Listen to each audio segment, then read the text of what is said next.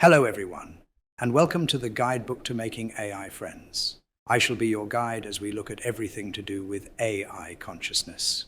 Each new entry in the guidebook will look at one specific issue surrounding artificial intelligence, the nature of consciousness, what it means to be a person, AI welfare and well-being, and whether AI poses an existential risk to humanity.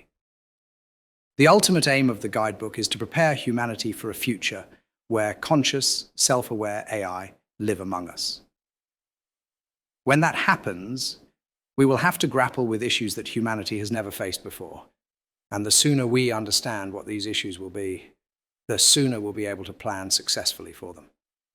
Humanity hasn't lived with another intelligent species since the Neanderthals, but the next time we do, our partners will be far more intelligent and stranger than we can imagine.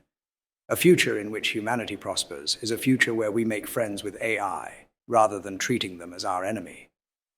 So join me, your guide to all things related to AI consciousness, as we create the guidebook to making AI friends.